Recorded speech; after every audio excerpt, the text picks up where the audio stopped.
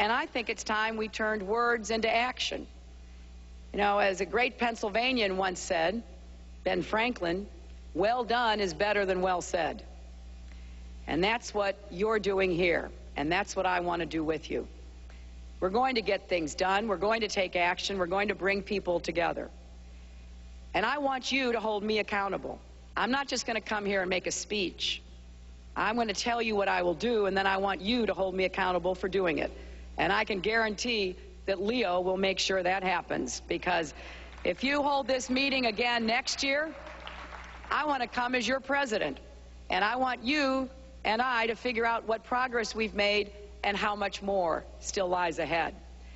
Because you've had enough speeches. Let's talk solutions.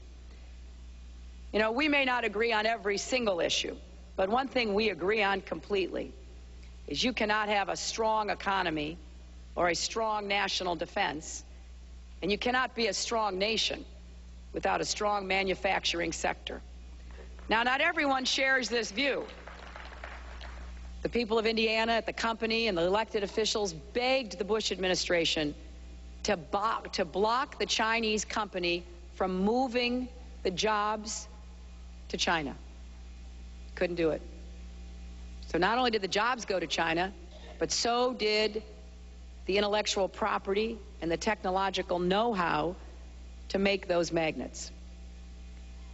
Now, I tell these stories because defense manufacturing has to be looked at from the perspective of how we put Americans to work. And it's also a security issue. I'm not comfortable with the fact that we now have to buy magnets for our bombs from China. And I know darn well that the Chinese know how to make those magnets themselves.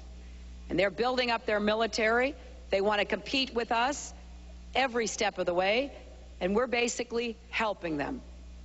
I'm the only candidate with a specific agenda about what to do to combat this. I released it this past weekend. I would protect the Buy America provisions in our laws affecting special metals and other important work, crack down on the theft,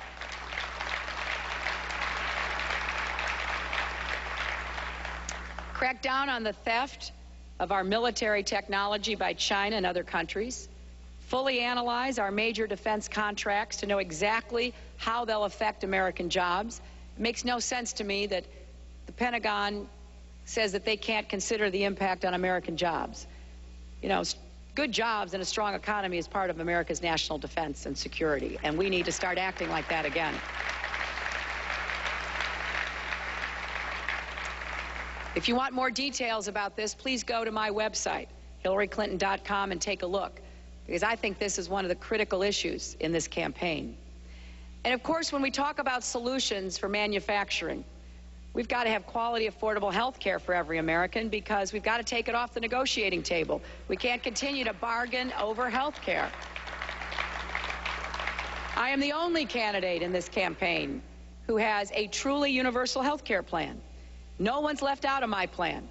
I don't leave it up to the insurance companies to decide whether or not some people are going to get insured. We're going to insure everybody, because we're going to tell the insurance companies they no longer can make life and death decisions. They cannot discriminate against people who have been sick or could get sick, because that's wrong morally and economically for America.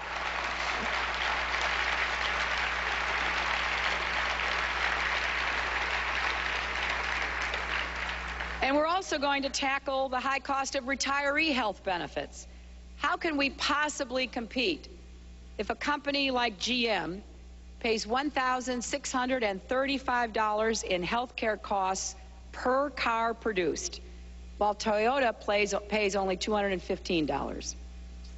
So what we've got to do is keep faith with our retirees and help these companies be able to pay everything that they are required to pay, but to do it in a way that frees up more money so that they can compete and win in the global economy.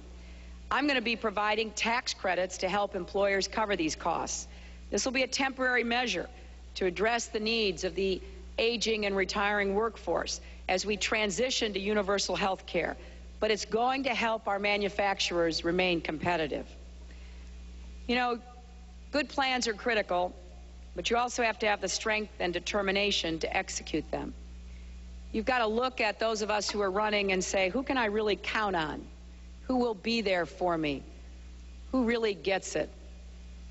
Well, when I started the Manufacturing Caucus in the Senate, I did so because I saw firsthand how families were torn apart and communities devastated as jobs were lost. I helped to create new partnerships to try to breathe life into struggling cities and towns in upstate New York and bring investors and capital and funds for infrastructure and economic development. I didn't have any help from the Bush administration, but I think we can take a lot of those ideas and implement them when I'm president. And when it comes to trade policies, it is going to be required that we have a president who will stand up against China. Well, with me, you know, I've already done that. You know, I went to Beijing and took on the Chinese government over their practices as they affected women and human rights. And I was willing to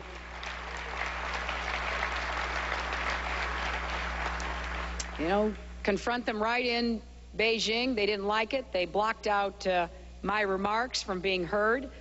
But they know that when I say I'm going to do something, I intend to do it. I've taken them on behalf of companies in my state who were being manipulated and disadvantaged by the policies of China. I fought to stop China from manipulating its currency. And I'm one of the original sponsors of the Foreign Debt Ceiling Act, which requires the administration to begin reversing the trade deficit.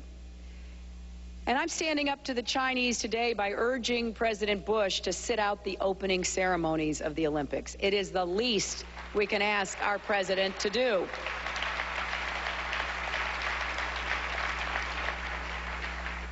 People have said, well, do you think that would make a difference? Well, you don't know until you try. All I know is that the Chinese are abusing human rights, mistreating the Tibetans, failing to help us stop the genocide in Darfur, violating human rights. And I think the president needs to say he will not attend that opening ceremony unless the Chinese begin to take action and change their behavior. Now, I'm still waiting for my Democratic opponent to give us a clear answer on the Olympics. He says he is of two minds. Well, as a president, you've got to be able to make up your mind, and you've got to be able to stick with your decisions. And if you can't stand up to China over an opening ceremony, how are you going to stand up to China when it comes to trade and currency manipulation and stopping them from taking advantage of us?